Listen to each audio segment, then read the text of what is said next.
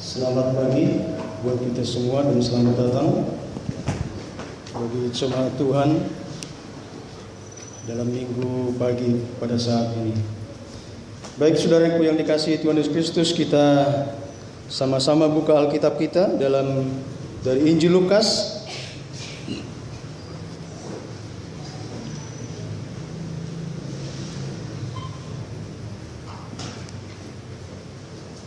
Injil Lukas pasal yang ke-23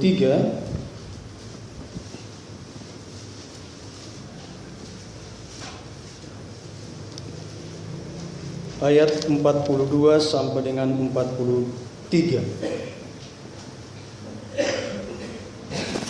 Sekali lagi Injil Lukas pasal yang ke-23 ayat 42 sampai dengan ayat 43. Kalau sudah ketemu katakan haleluya. Dan saya ajak semua kita bangkit berdiri.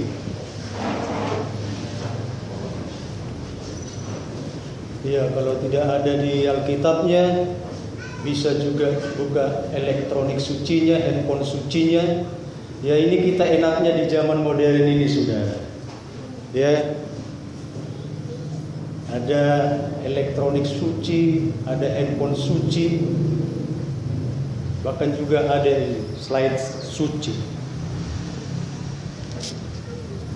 Baik saudaraku yang dikasihi Tuhan Yesus Kristus, kita akan baca secara bersama-sama 2, 3, ya. Lalu ia berkata, Yesus, ingatlah akan aku apabila engkau datang sebagai Raja.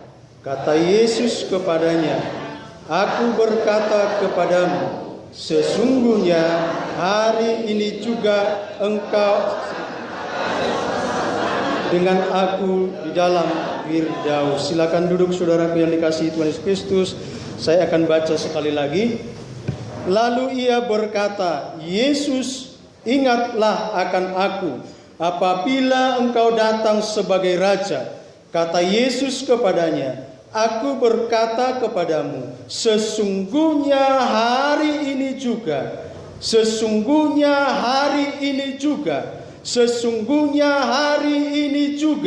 engkau ada bersama-sama dengan aku di dalam Firdaus.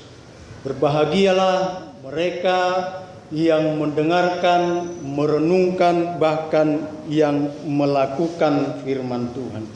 Saudaraku yang dikasihi Tuhan Yesus Kristus, kalaulah kita ditanya, siapakah orang yang paling bahagia, orang yang paling senang di tengah-tengah dunia ini, amat terlebih di dalam kisah, di dalam cerita-cerita yang ada di Alkitab ini. Maka saudaraku yang dikasihi Tuhan Yesus Kristus, saya yakin dan percaya sudah pastilah kita berkata bahwa orang yang sedang disalibkan di samping daripada Yesus inilah yang akan kita katakan orang yang paling berbahagia dan orang yang paling senang. Kenapa saudaraku yang saya kasih Tuhan Yesus Kristus? Dia baru pertama sekali bertemu dengan Tuhan Yesus. Dia baru pertama sekali memohon kepada Tuhan Yesus. Yesus langsung memberikan respon yang positif kepada yang meminta tadi.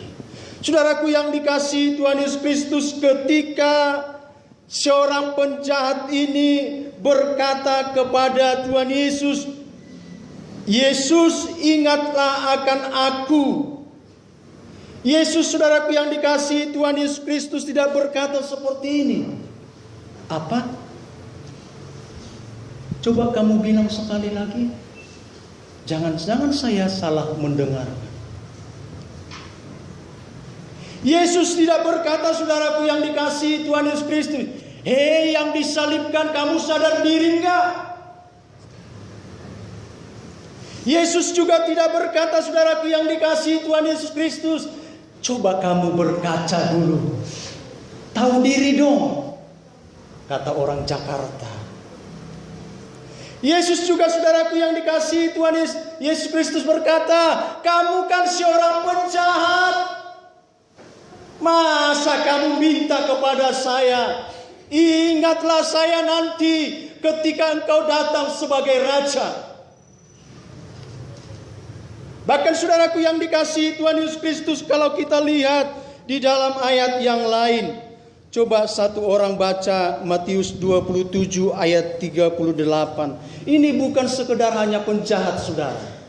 Ya, Matius 27 ayat 38. Matius 27 ayat 38. Bersama dengan dia disalibkan dua orang penyamun. Stop sampai di situ saja. Coba kita baca lagi Markus 15 ayat 27.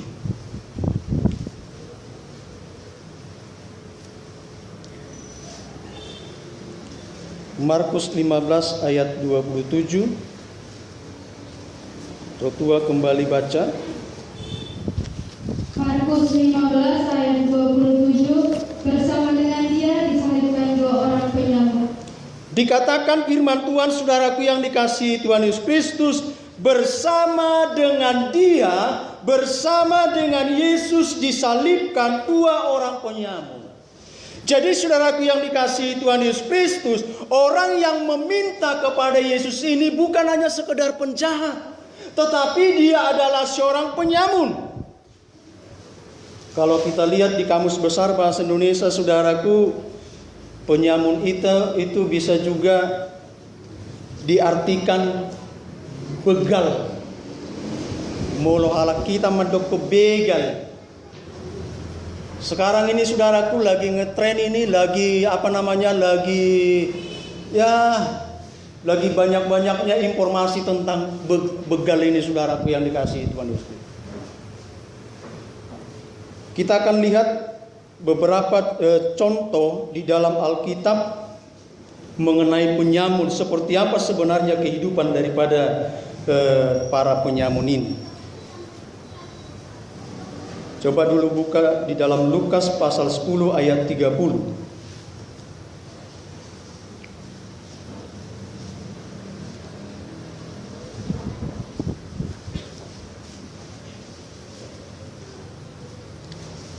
Sekali lagi Lukas pasal yang ke-10 ayat 30.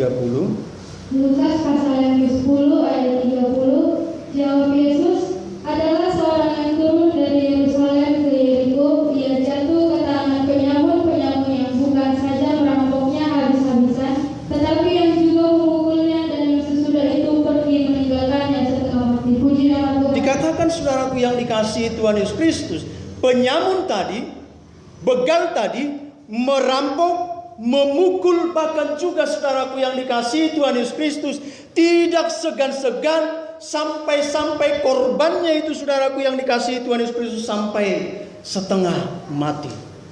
Dan berdasarkan informasi-informasi yang kita lihat di televisi maupun yang kita baca di koran, saudaraku yang dikasihi Tuhan Yesus Kristus, ketika begal melakukan aksinya, saudaraku yang dikasihi Tuhan Yesus Kristus, sangat-sangat begitu sadis. Mereka tidak peduli, saudaraku yang dikasihi Tuhan Yesus Kristus, apakah yang dirampok itu nanti akan kehilangan nyawanya. Ya.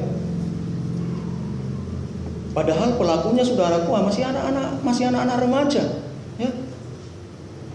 Mungkin anak-anak sekolah yang putus sekolah.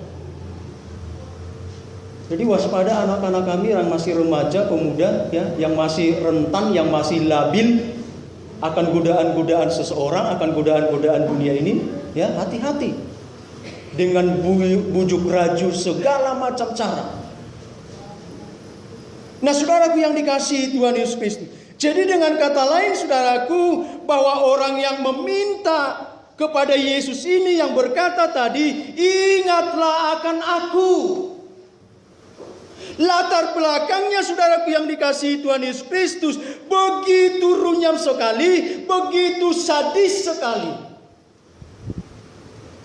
Dikatakan tadi kalau seorang penyamun sedang melakukan aksinya, memukul, merampok, bahkan sampai setengah mati.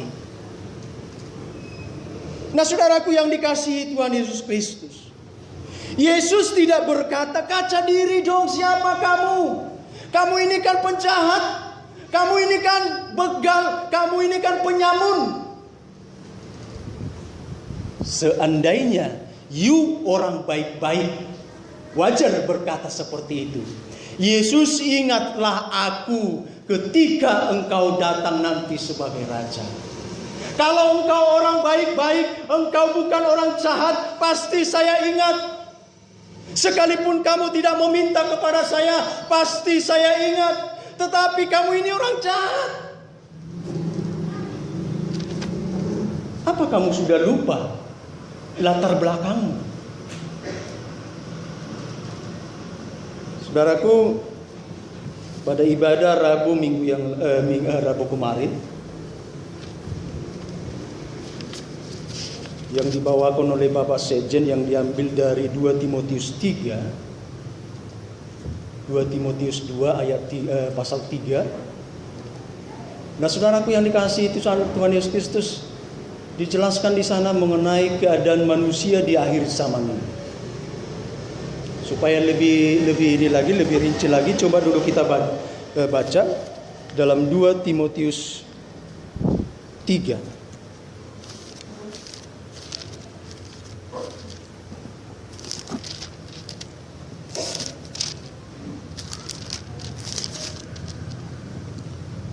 Timotius 3, mulai dari ayat yang pertama. Ketahuilah pada hari-hari terakhir akan datang masa yang sukar. Manusia akan mencintai dirinya sendiri, menjadi hamba uang. Mereka akan membual dan menyombongkan diri. Mereka akan menjadi pemfitnah. Mereka akan berontak terhadap orang tua dan tidak tahu berterima kasih, tidak mempedulikan agama, tidak tahu mengasihi, tidak mau berdamai, suka menjelekkan orang, tidak dapat memegang diri, garang, tidak suka yang baik, suka mengkhianat, tidak berpikir panjang, berlagak tahu, lebih menuruti hawa nafsu daripada menuruti Allah, dan lain sebagainya. Bapak Sekjen ini sudah jelaskan pada hari Rabu. Jadi siapa yang tidak datang yang hari Rabu, ya rugi. Makanya saudaraku yang dikasihi Tuhan Yesus Kristus, datanglah hari Rabu. Ya, firman Tuhan begitu luar biasa. Kalau nggak datang rugi. Nah saudaraku yang dikasihi Tuhan Yesus Kristus, kejahatan itu saudaraku yang dikasihi Tuhan Yesus Kristus, kalau kita lihat tadi di dalam pembacaan kita di dalam Timotius, itu sangat kompleks sekali saudara. Kejahatan bukan hanya yang dilakukan oleh orang-orang untuk merampok, membinasakan orang. Ketika kita juga mencintai diri kita sendiri, kita cinta kepada uang, kita tidak mau berdamai, firman Tuhan juga katakan itu sebuah kejahatan. Nah saudaraku yang dikasihi Tuhan Yesus Kristus, ini kondisi daripada si penyamun ini. Ini latar belakangnya. Tetapi luar biasanya kepada Yesus, saudaraku yang dikasihi Tuhan Yesus Kristus, yang sama-sama tergantung di salib, saudaraku yang dikasihi Tuhan Yesus Kristus, berkata seperti ini.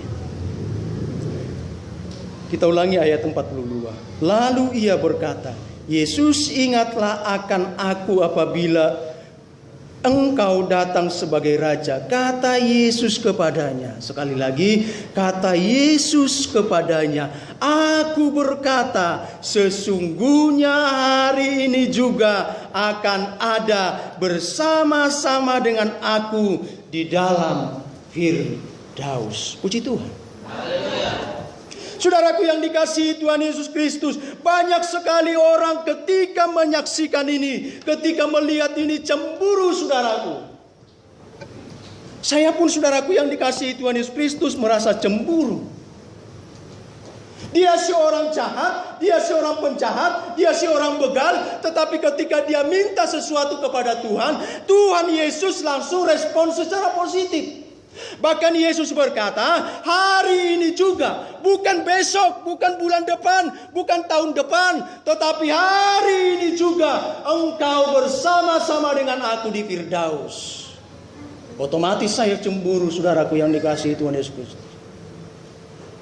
Itu sebabnya juga banyak orang beranggapan, saudara, ai gampang do HP naik selamati.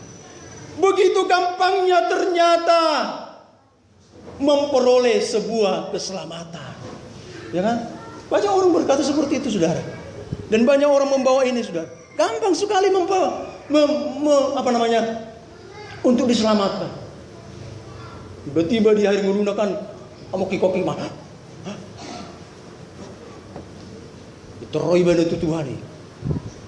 Wih, gampang sekali katanya.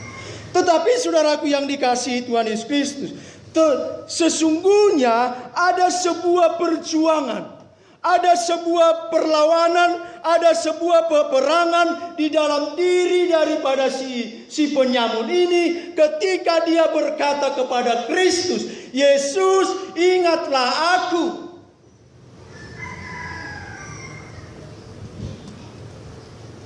Penyamun ini menyaksikan dengan kepala mata sendiri Yesus tersalib. Ya, disaksikan sendiri dengan kondisi yang sangat lemah. Kalau kita menonton misalnya The Passion of the Christ itu, saudaraku yang dikasihi Tuhan Yesus Kristus, kondisi Tuhan Yesus begitu lemah. Jadi sesungguhnya, saudaraku, peperangan yang pertama yang diperhadapkan kepada orang penyamun ini adalah dari sisi matanya. Bisa saja, saudaraku yang dikasihi Tuhan Yesus Kristus, dia berkata, lihat. Secara kasat mata, lihat. Perhatikan baik-baik. Dia sedang lemah ini. Dia tidak berbuat apa-apa. Nggak bisa berbuat apa-apa. Masa engkau berharap kepada dia?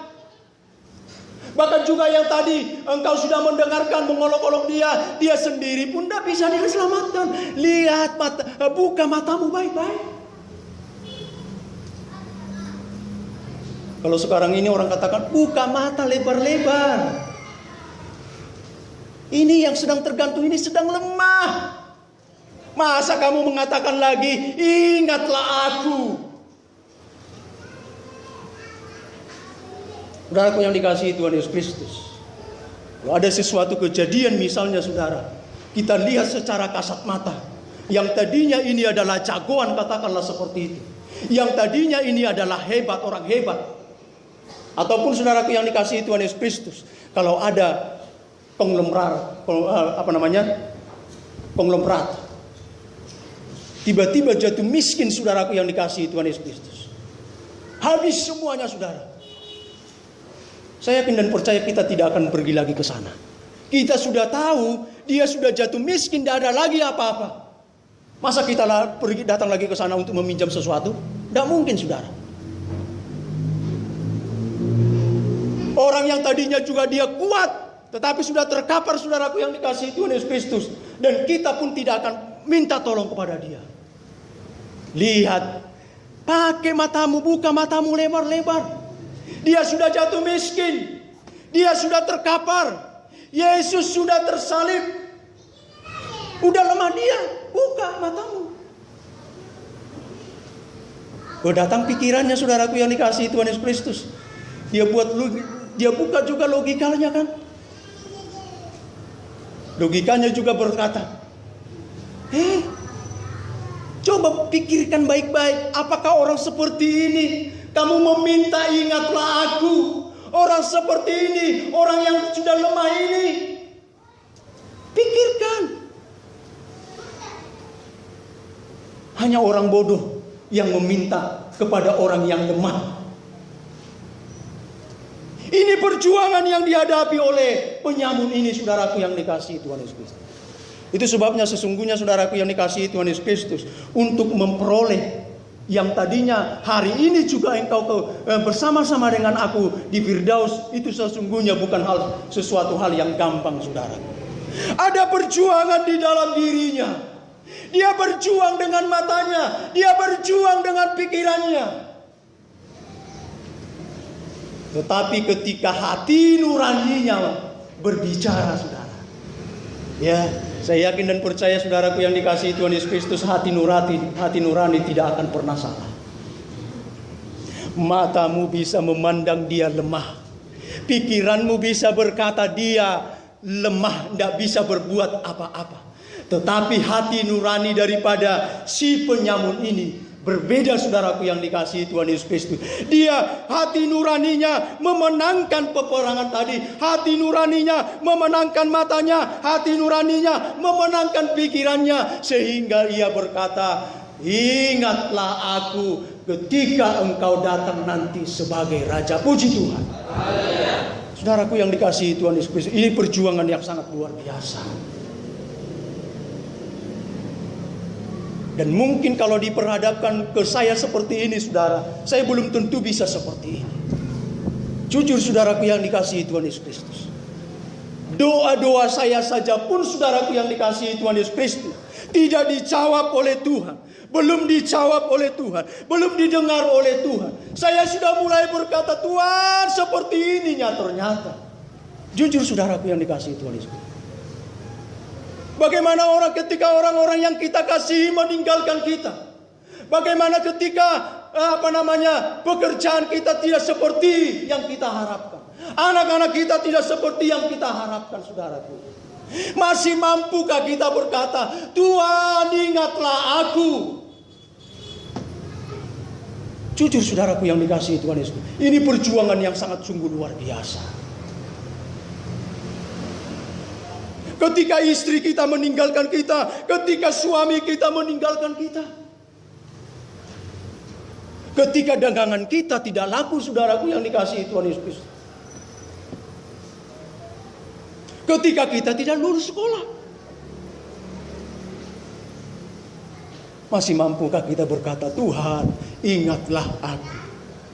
Nah saudaraku yang dikasihi Tuhan Yesus Kristus, inilah yang saya sebut dengan pertobatan yang sejati. Itu sebabnya Tuhan berkata, pada hari kata Yesus kepadanya, aku berkata kepadamu sesungguhnya hari ini juga engkau akan bersama-sama dengan aku di Firdaus. Puji Tuhan. Nah saudaraku yang dikasihi Tuhan Yesus Kristus, dari pembacaan kita pada saat ini, ada beberapa hal yang perlu kita pelajari, ada beberapa hal yang perlu kita bawa ke tengah rumah kita masing-masing. Ciri-ciri pertobatan yang sejati. Yang pertama, ayat 41. Kita memang selayaknya dihukum, sebab kita menerima balasan yang setimpal dengan perbuatan kita. Tetapi orang ini tidak berbuat sesuatu yang salah. Yang pertama saudaraku yang dikasihi Tuhan Yesus Kristus, ciri daripada pertobatan yang sejati, yaitu pertobatan yang sejati akan menuntun seseorang kepada pengenalan akan Tuhan. Dikatakan tadi saudaraku yang dikasihi Tuhan Yesus Kristus di dalam ayatnya yang ke-41 itu, kita memang selayaknya dihukum, sebab kita menerima balasan yang setimpal dengan perbuatan kita. Tetapi, sekali lagi, tetapi orang ini tidak berbuat sesuatu yang salah. Sangat sulit saudaraku yang dikasihi Tuhan Yesus Kristus bagi seorang penjahat mengatakan orang lain tidak jahat. Buama sarung donganna, unang gabi mana terhuru, unang gabi hulani mana na tersalib. Sangat sulit saudaraku yang dikasihi Tuhan Yesus Kristus. Bila perlu orang yang gak bersalah pun, biar ada temannya masuk penjara, ya, dia akan katakan sesuatu hal yang tidak benar mengenai orang tersebut. Tetapi ini lain saudaraku yang dikasihi Tuhan Yesus Kristus. Dikatakan tadi saudaraku yang dikasihi Tuhan Yesus Kristus, bahwa Yesus tidak mempunyai sesuatu yang salah.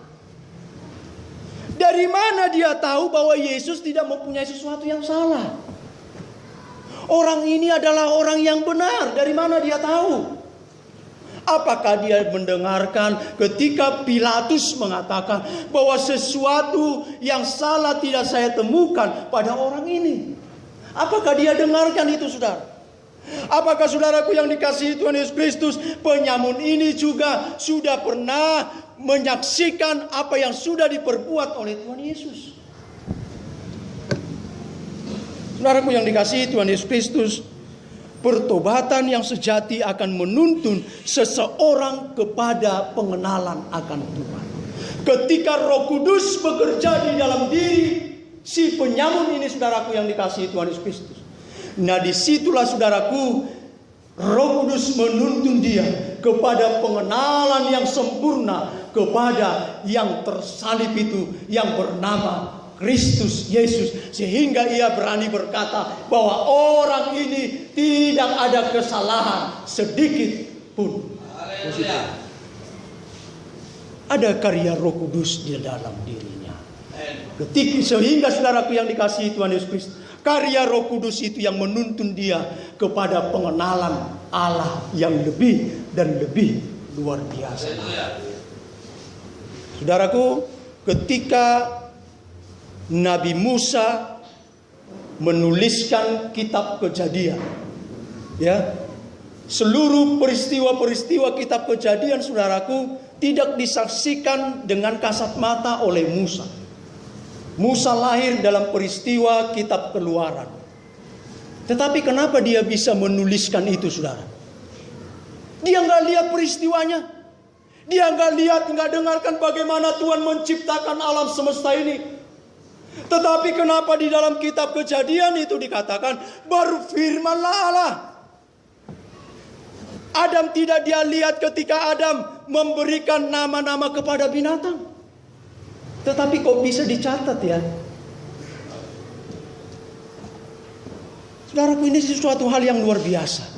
Tetapi saudaraku, karena ada Roh Kudus di dalam diri daripada Musa, maka saudaraku, Roh itu yang memimpin Musa menyingkapkan peristiwa-peristiwa yang hebat, peristiwa-peristiwa yang dahsyat yang belum dia saksikan secara mata jasmani dia.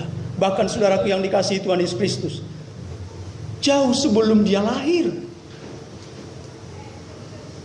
Luar biasa saudaraku yang dikasihi Tuhan Yesus Kristus. Kita pun saudaraku harus mengenal Tuhan kita. Haleluya. Amin. Haleluya. Molo adong parsitaonan saudaraku yang dikasihi Tuhan Yesus Kristus. Gabedang roh kita tu gereja selama-lamanya. Berarti dan kita terdedupi Tuhan. Maaf saudaraku yang dikasihi Tuhan Yesus Kristus. Kalau ada persoalan-persoalan hidup kita, istilah anak muda sekarang ngambek katanya. Dang robe bana tu gereja martaut-taun. Ya puji Tuhan bolo digerakkan Roh Kudus do kan. Bolo sampai moki-koki gimana dang roh. Berarti sesungguhnya kita belum mengenal siapa Tuhan kita, saudara. Beberapa minggu yang lalu saya juga sudah pernah ini sampaikan di waktu kebaktian hari Rabu. Di perkuliahan saudaraku, pernah saya katakan kepada mahasiswa seperti ini. Mata kuliah pendidikan agama Kristen. Menurut kalian, apakah Tuhannya orang Kristen itu ya sama dengan Tuhan yang diyakini oleh agama lain? Ya, ini perlu kita perhatikan baik-baik. Mayoritas mereka menjawab, saudaraku yang dikasihi Tuhan Yesus Kristus, mereka katakan sama. Alasannya sama, hanya caranya saja yang berbeda. Mereka caranya seperti ini, kita caranya seperti ini, agama lain caranya seperti ini. Saudaraku yang dikasihi Tuhan Yesus Kristus, Alkitab tidak pernah mencatat bahwa Allah yang kita sembah, Allah yang kita layani sama dengan Allah daripada agama-agama lain. Hindu, Buddha, mereka sangat kental sekali yang namanya dengan dewa-dewa. Saudaraku, kita jangan coba-coba yang namanya dewa-dewa. Itu menduakan Tuhan. Dan dikatakan firman Tuhan itu adalah berzina. Ya. Saudara kita yang Muslim, mereka tidak percaya yang namanya Tritunggal. Sementara Alkitab ini terang benderang, saudaraku yang dikasihi Tuhan Yesus, Allah Bapa, Anak dan Roh Kudus. Haleluya. Mari dulu kita sama-sama baca dalam Yohanes pasal yang pertama itu. Yohanes pasal yang pertama, ayat yang pertama. Pada mulanya adalah firman. Firman itu bersama-sama dengan Allah. Dan firman itu adalah Allah. Sekali lagi, saya baca secara pelan-pelan. Pada mulanya adalah firman. Firman itu bersama-sama dengan Allah. Dan firman itu adalah Allah. Siapa yang dimaksud di sini firman? Mari kita lihat selanjutnya, saudaraku. Ayat yang 10. Ia telah ada di dalam dunia, dan dunia dijadikan olehnya, tetapi dunia tidak mengenalnya. Sekali lagi, ia telah ada di dalam dunia. Ia. Tadi di ayat yang pertama tadi, pada mulanya adalah firman. Firman itu bersama-sama dengan Allah. Dan firman itu adalah Allah. Ia telah ada di dalam dunia. Ia. Yesus telah ada di dalam dunia. Yesus kita, kalau di dalam ayat yang pertama dikatakan tadi firman. Jadi Yesus itu adalah firman. Firman itu bersama-sama dengan Allah. Dan firman itu adalah Allah. Mengapa saudaraku yang dikasihi Tuhan Yesus Kristus banyak orang meninggalkan Kristen? Karena mereka menganggap, oh Tuhan kita sama kok. Tuhan kita sama. Kalau Tuhan kita sama, saudaraku yang dikasihi Tuhan Yesus Kristus, tidak perlu kita datang ke gereja. Tidak ada lagi keistimewaan daripada yang namanya kekristenan. Ya. Tetapi oleh karena Tuhan kita istimewalah, saudaraku yang dikasihi Tuhan Yesus Kristus, maka kita tetap berpegang teguh kepada keyakinan kita itu. Puji Tuhan. Ya, jadi anak-anak muda jangan mau digelapkan oleh dunia ini. Ketika pacarmu membujuk rajuk engkau, abang, saya juga kan setia beribadah bang. Di agama kami juga beribadah bang. Malah lebih setia saya daripada abang. Abang hanya sekali seminggu, saya berkali-kali bang. Setiap hari saja 5 kali. Tergoda matu gimana kan? Bah, tohor teh awalnya sehari din naon. Sibuk teh 5 hari. Ya udah dale, ikutlah aku. Hati-hati saudara. Ya, hati-hati. Nah selanjutnya saudaraku yang dikasihi Tuhan Yesus Kristus. Itu tadi yang pertama. Yang kedua, ayat 42. Lalu ia berkata, Yesus, ingatlah akan aku apabila engkau datang sebagai raja. Apabila engkau datang sebagai raja. Pertobatan yang sejati, saudaraku yang dikasihi Tuhan Yesus Kristus, menjadikan seseorang mengerti akan firman Tuhan. Sekali lagi saudaraku yang dikasihi Tuhan Yesus Kristus, bahwa pertobatan sejati akan menjadikan seseorang mengerti akan firman Tuhan. Dikatakan tadi di dalam ayat yang ke-42. Apabila engkau datang sebagai raja. Ini maksudnya kedatangan Kristus yang kedua kali. Eskatologi. Luar biasa dosi penyamono nanti. Ibu itu tentang eskatologi. Dia tahu saudaraku yang dikasihi Tuhan Yesus Kristus mengenai akhir zaman. Dia tahu saudaraku yang dikasihi Tuhan Yesus Kristus bahwa Kristus nanti akan datang kali yang kedua. Bisa tiru neng ibu temane. Ini sering do dibigion neng jamita tentang eskatologi. Nah sering do neng dibigion jamita tentang kedatangan Kristus kali yang kedua, sehingga ia mampu berkata, ingatlah aku kalau engkau datang nanti sebagai raja. Kedatangan yang kedua kali, saudaraku yang dikasihi Tuhan Yesus. Dia mengerti firman Tuhan, saudaraku yang dikasihi Tuhan Yesus Kristus. Sekalipun sebelumnya tidak pernah dia dengar. Baik dari Yesus sendiri maupun dari para murid-muridnya, saudaraku yang dikasihi Tuhan Yesus Kristus. Tetapi sekali lagi saudara, karena Roh Kudus yang memberikan pemahaman itu, yang menyingkapkan itu, saudaraku yang dikasihi Tuhan Yesus Kristus, dia tahu kalau ada firman Tuhan yang mengatakan bahwa Yesus nanti akan datang kali yang kedua. Puji Tuhan. Jemaat Gereja Pentakosta, apakah kita mengerti akan firman Tuhan? Apakah kita mengerti akan firman Tuhan? Kalau kita semakin mengerti firman Tuhan, saudaraku yang dikasihi Tuhan Yesus Kristus, kita akan semakin mengalami pertumbuhan, dan pertumbuhan. Puji Tuhan. Ya. Sekalipun tadinya saudaraku yang dikasihi Tuhan Yesus Kristus, kita belum pernah mendengarkan firman Tuhan itu, saudaraku. Belum pernah kita lihat hamba-hamba Tuhan, belum pernah kita mendengarkan hamba-hamba Tuhan menyampaikan firman Tuhan itu, saudara. Tetapi oleh karena ada Roh Kudus, ada pekerjaan Roh Kudus di dalam diri kita mengerti akan firman Tuhan. Itu sebabnya saudaraku, untuk memahami firman Tuhan jangan mengandalkan kekuatan kita sendiri. Ya. Siapapun boleh sekolah tinggi-tinggi, boleh.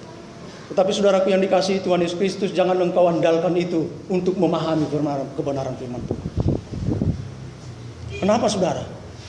Karena di luar sana banyak juga yang sekolahnya tinggi-tinggi, titelnya itu saudaraku yang dikasihi Tuhan Yesus Kristus, di belakangnya itu sampai 5 sampai 6. Tetapi pada akhirnya mereka tidak percaya akan kebenaran firman Tuhan. Itu sebabnya banyak juga teolog-teolog saudaraku yang dikasihi Tuhan Yesus Kristus yang tidak percaya akan Alkitab ini. Ini hanya sekedar mitos. Hanya sekedar cerita-cerita yang disampaikan oleh turunan-turunan terus. Banyak saudara, orang-orang pintar. Tetapi kenapa? Karena mereka tidak mengandalkan Tuhan. Nah saudaraku yang dikasihi Tuhan Yesus Kristus, selanjutnya saudaraku, yang ketiga, ayat yang ke-43. Kata Yesus kepadanya, aku berkata kepadamu, sesungguhnya hari ini juga engkau ada bersama-sama dengan aku di dalam Firdaus.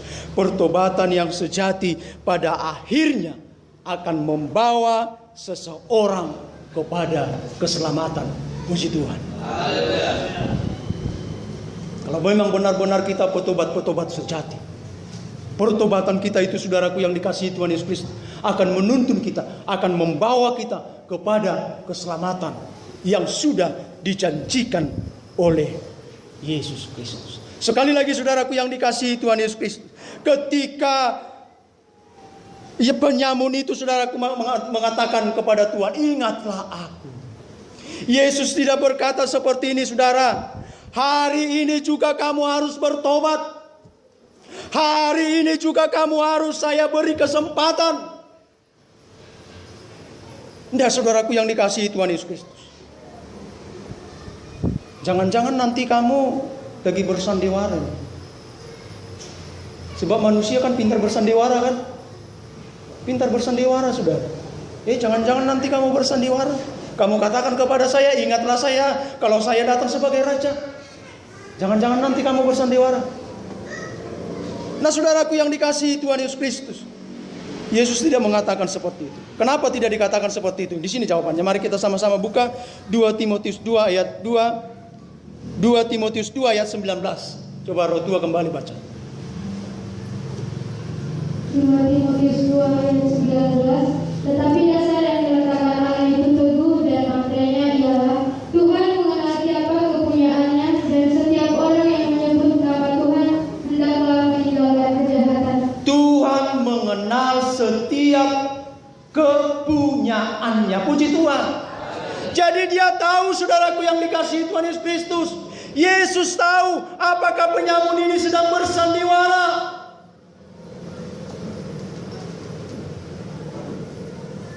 Yesus tahu saudaraku yang dikasihi Tuhan Yesus. Apakah si penyamun ini bersungguh-sungguh.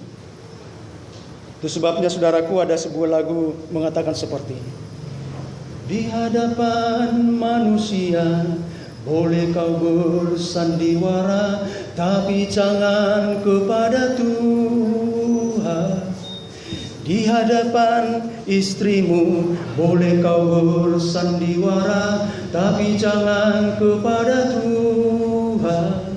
Di hadapan suamimu boleh kau bersandiwara, tapi jangan kepada Tuhan. Di hadapan orang tuamu boleh kau bersandiwara, tapi jangan kepada Tuhan. Di hadapan manusia kita boleh bersandiwara. Kita boleh bersandiwara kepada teman-teman kita. Atar sonda di sinetron ini kan bersandiwara sudah. Ido mungkin benar dong lagu medokon sandiwara. Alai molo ne sono dang jemadang maloi tabar sandiwara te. Do ma dialakan pasti sandiwara. Kalaupun saudaraku yang dikasihi Tuhan Yesus Kristus, Yesus mengatakan bahwa Yesus mengenal orang yang menjadi kepunyaannya. Puji Tuhan. Nah, saudaraku yang dikasihi Tuhan Yesus Kristus, pertobatan yang sejati pada akhirnya akan membawa seseorang kepada keselamatan. Pertobatan bukan rencana manusia. Ya. Subuh mau bertobat ini sebutet. Yakin maho tanggal 25, tanggal 24 malam Desember roda tu gereja. Pakai baju kuda tetesi. Pokoknya siap masuk nari. Akar receh-recehan ini. Roda usi. Berburu jutong rani nate kan. Bawa polo sabto. Iba pungu-pungu. Dan bino temang nasi dia iba pungu. Nah 100 perak iba pungu iba masuk. Arungan 50.000 iba masuk. Bertiba matong tanggal 22. Ngadi tuar bengaleng kaki sudi. Apa yang pedang rotu gereja? Damong. Direncanakan ingin berubah. Sekali lagi saudaraku yang dikasihi Tuhan Yesus Kristus, pertobatan bukan rencana manusia, tetapi itu adalah pekerjaan Tuhan.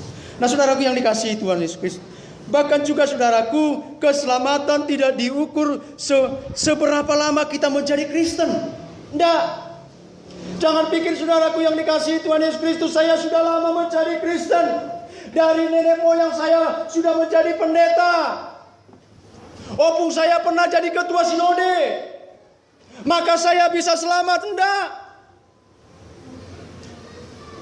Karena Kristen pun kita saudaraku belum tentu bertobat.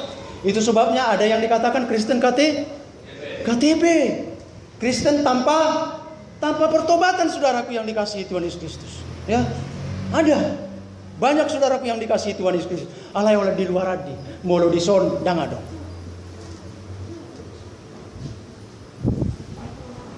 Pertobatan tidak rencana manusia. Keselamatan saudaraku yang dikasihi Tuhan Yesus Kristus bukan diukur dari lamanya kita menjadi seorang Kristen. Ya. Alai sutung hidup kamu ati akan ada tuan nami nong berdua ati nong liling badak kalau api guna nami ape. Bukan itu maksudnya saudaraku yang dikasihi Tuhan Yesus Kristus. Kalau ada sampai saat ini, seperti misalnya opung orang tua dari Bapak Tambunan, kesetiaannya begitu luar biasa, saudara. Ya, sudah ubah. Secara fisik tidak memungkinkan lagi. Bahkan waktu sakit pun datang ke tempat ini. Ini sebagai bukti, saudara. Nah, saudaraku yang dikasihi Tuhan Yesus Kristus, pantaslah si penyamun ini orang yang berbahagia, saudara. Hari ini juga engkau bersama-sama dengan aku di Firdaus. Firdaus ini saudaraku yang dikasihi Tuhan Yesus Kristus, sering juga orang katakan sebagai tempat penantian. Ada juga yang mengatakan bahwa Firdaus di sini saudaraku yang dikasihi Tuhan Yesus Kristus sebagai tempat yang sudah disediakan oleh Yesus Kristus ketika dia naik ke surga. Itu sebabnya dia katakan, aku pergi kepada Bapa untuk menyiapkan tempat kepada kamu. Nah, saudaraku yang dikasihi Tuhan Yesus Kristus, mari kita semakin bersungguh-sungguh ke hadapan Tuhan. Karena apapun yang kita lakukan di hadapan Tuhan kepada Tuhan, sesungguhnya itu tidak pernah sia-sia. Puji Tuhan. Amin. Amin. Mari kita sama-sama bangkit berdiri.